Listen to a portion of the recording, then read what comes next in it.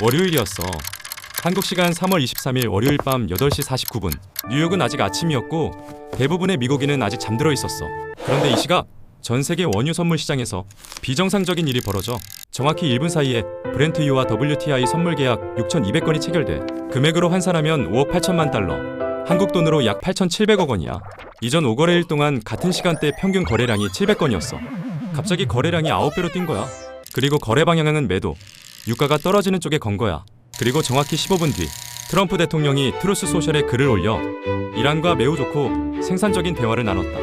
이란 발전소 공격을 5일간 보류한다. 이 한 줄이 올라오자마자 브렌트유가 112달러에서 99달러로 곤두박질 쳐 15%가 60초 만에 증발한 거야. 15분 전에 매도 포지션을 잡은 누군가는 그 1분 동안 수천억 원을 벌었어. 노벨 경제학상 수상자 폴 크루그먼은 이걸 보고 이렇게 썼어. 선물 시장의 반역. 그는 이렇게 말했어. 그 시간대에 공개적으로 이용 가능한 뉴스는 아무것도 없었다. 설명은 하나뿐이다. 트럼프 가까이에 있는 누군가가 그가 뭘 할지 알고 있었고 그 내부 정보를 이용해 거대한 즉석 이익을 챙긴 것이다. 기업 내부자가 비공개 정보로 주식을 사면 그건 내부자 거래야. 불법이지. 그런데 대통령의 전쟁 관련 발언을 미리 알고 원유 선물에 베팅하면 크루그먼은 이걸 내부자 거래가 아니라 반역이라고 불렀어. 그런데 놀라운 건 이게 처음이 아니라는 거야. 오늘 투자 나침반에서는 지난 5일 동안 벌어진 일을 낱낱이 풀어볼 거야. 트럼프가 뭐라 했고 이란이 뭐라 했고 시장이 어떻게 움직였고 그리고 그 사이에서 누가 돈을 벌었는지 그리고 마지막에 이 혼돈의 장세에서 우리가 어떤 기준으로 대응해야 하는지까지 정리해줄게.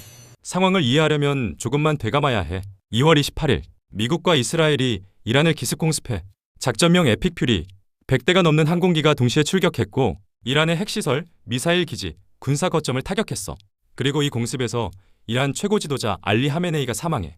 35년간 이란을 지배하던 인물이 하루아침에 사라진 거야. 이란은 즉각 보복에 나서 이스라엘에 미사일을 쏘고 걸프 지역을 위협하고 그리고 결정적으로 호르무즈 해협을 사실상 봉쇄해버려. 호르무즈 해협, 전 세계 원유 공급의 20%가 지나는 바닷길이야. 여기가 막히면 유가가 폭등하고 물가가 오르고 경제 전체가 흔들려. 실제로 전쟁 전 배럴당 65달러 수준이던 브렌트유가 전쟁 발발 후 40% 이상 올라 100달러를 넘겼어. 3월 4일 코스피가 사상 최대 낙폭을 기록해 하루 만에 698포인트가 빠져. 5일 뒤 3월 9일 유가가 또다시 폭등하면서 개장과 동시에 코스피가 8%대 급락. 서킷 브레이커가 또 발동돼. 한 달에 2번이야. 매일 아침 눈 뜨면 뉴스부터 확인하는 일상이 계속해서 반복되고 있어. 3월 20일 트럼프가 기자들 앞에서 말해. 나는 이란과의 휴전을 원하지 않는다. 유가는 소폭 상승. 3월 22일 트럼프가 트루스 소셜에 글을 올려 이란이 지금부터 48시간 이내에 호르무즈 해협을 완전히 개방하지 않으면 이란의 발전소를 초토화하겠다. 48시간 최후 통첩이야. 이 발언이 나오자 국제 유가가 즉시 뛰어 금값도 요동쳐. 3월 23일 최후 통첩 시한까지 약 12시간 남은 시점. 트럼프가 갑자기 톤을 바꿔 트루스 소셜에 이렇게 써. 지난 이틀간 이란과 매우 좋고 생산적인 대화를 나눴다. 중동의 적대 행위를 완전히 해결하기 위한 것이다. 이란 발전소와 에너지 시설에 대한 공격을 5일간 보류하도록 국방부에 지시했다. 초토화를 외치던 사람이 생산적 대화를 이야기하고 있어. 48시간 최후 통첩이 5일 유예로 바뀐 거야. 이 발표가 나오자마자 브렌트유가 15% 폭락해 112달러에서 99달러로. S&P 500 선물은 급등. 다우존스는 장중 1000포인트 이상 올라. 그런데 문제는 이 발표가 나오기 15분 전에 8,700억 원어치 원유 선물 매도가 터졌다는 거야. 그리고 S&P 500 선물도 마찬가지야.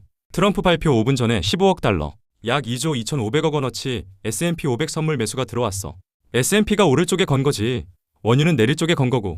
둘 다 정확히 맞았어. 3월 23일 발표 직후 이란이 즉각 부인해. 이란 국회의장 갈리바프가 X에 이렇게 써. 미국과 어떠한 협상도 진행된 바 없다. 가짜뉴스를 통해 금융시장과 원유시장을 조작하고 미국과 이스라엘이 빠진 수렁에서 빠져나오려는 것이다. 이란 외교부 대변인도 같은 말을 해. 미국과의 대화는 없었다. 알자지라가 이란 관리들을 인용해서 보도해. 트럼프의 발언은 허풍이다. 그런데 뉴욕타임스는 다른 보도를 해. 이란 관리 4명과 외교관 1명이 익명으로 증언했는데 중개자를 통한 어떤 형태의 대화가 진행되고 있다는 거야. 누가 진실을 말하고 있는 건지 지금 이 순간에도 아무도 확신하지 못해. 그리고 시장은 이 불확실성 위에서 롤러코스터를 타고 있어. 3월 24일 트럼프가 백악관에서 기자들에게 말해. 우리는 사실상 이란에서 정권 교체를 이뤘다. 지도자들이 모두 바뀌었다. 이란은 핵무기를 절대 갖지 않겠다고 합의했다. 이란이 우리에게 선물을 줬다. 오늘 도착했다. 매우 큰 선물이다. 엄청난 금액의 가치가 있다. 석유와 가스 관련이다. 이게 무슨 뜻인지 아무도 정확히 몰라.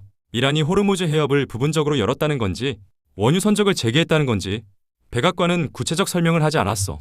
그리고 이란은 또다시 부인했어. 미국과의 대화는 없다. 그리고 3월 25일 이스라엘 채널 12 보도에 미국이 이란에 15개 조건을 담은 평화안을 전달했다. 1개월 휴전을 먼저 하고 그 기간에 핵 포기, 우라늄 농축 중단, 프록시 전략 종료, 호르무즈 해협 자유통행 등을 협의하자는 것이다. 만약 이게 사실이라면 유가가 크게 빠질 수 있어. 만약 이란이 거부하면 유가가 다시 폭등할 수 있어. 5일 유예기한은 3월 28일이야.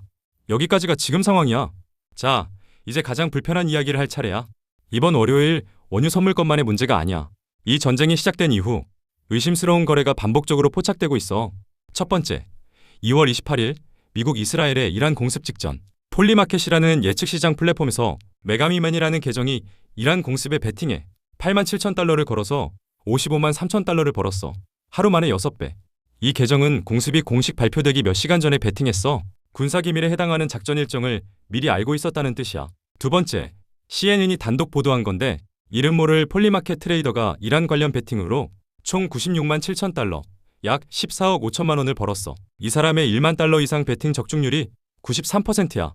발표되지 않은 군사작전의 결과를 알고 있었단 거야. 세 번째, 가디언 보도. 8개의 폴리마켓 계정이 미국 이란 휴전에 총 7만 달러를 베팅했는데 전문가들은 이것이 내부 정보에 기반한 거래의 징후라고 분석했어. 네 번째, 원유 선물. 발표 15분 전에 8,700억 원. 발표 5분 전에 S&P 선물 2조 2,500억 원. CBS, 로이터, FT, BBC가 전부 다뤘어. 우연이라기엔 너무 수상하지? 트럼프가 뭔가를 발표하기 직전마다 누군가가 정확한 방향에 거대한 돈을 건다는 거야. 그리고 매번 맞아. 백악관 대변인 쿠시 대사이는 이렇게 말했어. 백악관은 어떤 관리도 내부 정보를 이용해 불법적으로 이익을 취하는 것을 용납하지 않으며 증거 없이 그러한 활동을 시사하는 것은 근거 없고 무책임한 보도다. 그런데 CFTC, 미국 상품선물거래위원회는 코멘트를 거부했어. SEC, 증권거래위원회도 코멘트를 거부했어. CBS 비즈니스 분석가 질 슐레진저는 이렇게 말했어. 트럼프가 가벼운 규제 환경을 지지해왔기 때문에 정부 증권 규제기관이 이 원유 거래를 조사할 것으로 기대하지 않는다. 조사조차 안 될 수 있다는 거야. 그 사이에 미국 의회에서는 초당파 법안이 발의됐어. 정부 관리가 전쟁, 정부 행위, 결과를 자기가 통제할 수 있는 사건에 베팅하는 것을 금지하는 법안이야. 이게 통과될지는 모르겠지만 이런 법안이 나왔다는 것 자체가 상황의 심각성을 보여줘. 자, 이제 우리 한국 개인 투자자들의 이야기를 해보자. 누군가는 발표 15분 전에 8,700억을 걸어서 돈을 벌었어. 그 사이에 한국의 개인 투자자들은 뭘 하고 있었을까? 전쟁이 시작되고부터 3주 동안 개인 투자자가 코스피에 쏟아부은 돈이 23조 원을 넘겼어. 3월 23일 하루에만 7조 원을 추가로 순매수했어. 사상 최대의 하루 순매수 기록이야. 연합뉴스 보도에 따르면 이 추세가 이어지면 3월 한 달 개인 순매수가 30조 원을 넘길 수 있대. 5년 전 동학개미 때의 기록을 경신하는 거야. 떨어질 때마다 샀어. 싸졌다고 생각해서 샀어. 반등할 거라고 믿고 샀어. 그런데 조선일보가 분석한 걸 보면 이 기간 개인 순매수 상위 10개 종목의 평균 수익률이 마이너스 9.41%야. 같은 기간 코스피 전체 하락률이 7.41%인데 개인이 직접 고른 종목은 그보다 2%포인트 더 빠진 거야. 한국거래소 데이터를 보면 상위 10개 종목 중 8개가 마이너스 수익률이야. 23조를 쏟아부었는데 시장 평균보다 못한 성적표를 받은 거지. 반면에 외국인은 같은 기간 38조 원 이상을 팔아치웠어. 개인이 산 걸 외국인이 판 거야. 개인 투자자가 하락장에서 반복하는 패턴이 3가지 있어. 첫 번째, 뉴스에 반응하는 매매. 트럼프가 초토화라고 하면 팔고, 생산적 대화라고 하면 사. 호르무즈 봉쇄 뉴스에 팔고, 휴전 가능성 뉴스에 사. 그런데 뉴스가 나올 때는 이미 늦었어. 8,700억 원 거래를 봐. 뉴스가 나오기 15분 전에 이미 포지션이 잡혀 있었어. 우리가 뉴스를 보고 반응하는 순간 이미 누군가는 그 뉴스를 미리 알고 포지션을 잡고 있었다는 거야. 뉴스를 보고 매매하는 건 카지노에서 딜러 뒤에서 패를 보는 사람한테 포커를 치는 거야.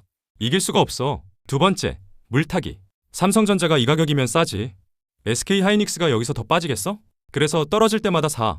한 번 사고 또 사고 또 사. 그런데 전쟁이 언제 끝나는지 아무도 몰라.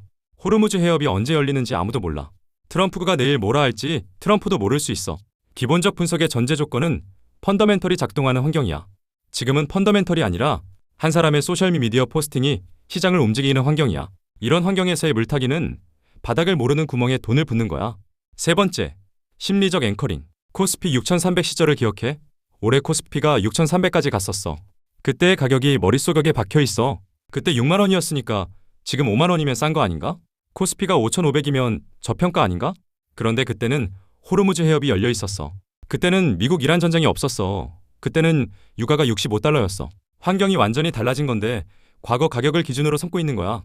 이걸 앵커링 바이어스라고 해. 여기가 바닥이겠지라는 생각이 앵커링이야. 바닥은 사후에 확인되는 거지. 사전에 예측하는 게 아니야. 자, 그런데 같은 장세에서 돈을 번 사람들이 있어. 이 사람들은 뉴스에 반응하지 않았어. 트럼프가 뭐라 해도 흔들리지 않았어. 대신 자기만의 기준이 있었어. 기준 하나. 현금 비중을 정해놓고 지킨다. 하락장에서 가장 강력한 무기는 현금이야. 떨어질 때마다 전부 사는 게 아니라 현금 50%, 투자 50%처럼 비중을 정해놓고 그 비중을 기계적으로 유지하는 거야. 코스피가 10%더 빠지면 투자 비중이 줄어들 테니 일부를 사서 50대 50으로 맞춰. 코스피가 10% 반등하면 투자 비중이 늘었으니 일부를 팔아서 50대 50으로 맞춰. 감정이 아니라 비율이 매매를 결정하는 거야. 이걸 리밸런싱이라고 하는데 지금 같은 장에서는 이게 가장 강력해. 왜냐하면 틀려도 반만 틀리거든? 전부 사서 전부 물리는 것보다 반만 사서 나머지 반은 다음 기회를 기다리는 게 훨씬 나아.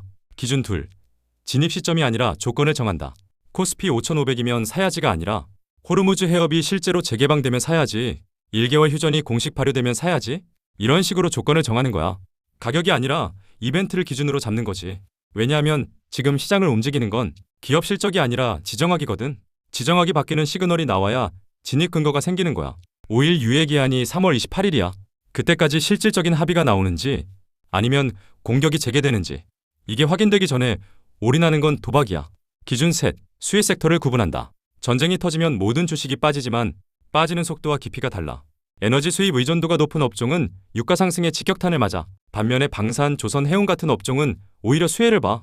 실제로 3월 들어 한국 방산주와 해운주 일부는 코스피 하락에도 불구하고 플러스 수익률을 기록했어. 공포에 질려서 시장 전체가 빠지니까 전부 팔아야지가 아니라 이 환경에서 누가 수혜를 받는지를 구분하는 눈이 필요해. 기준 넷. 단기 뉴스가 아니라 구조적 변화를 본다. 트럼프가 오늘 뭐라 했는지보다 중요한 건 이 전쟁이 끝난 뒤 세계의 에너지 지도가 어떻게 바뀌는지야. 호르무즈 해협 의존도를 줄이려는 움직임이 가속화될 거야.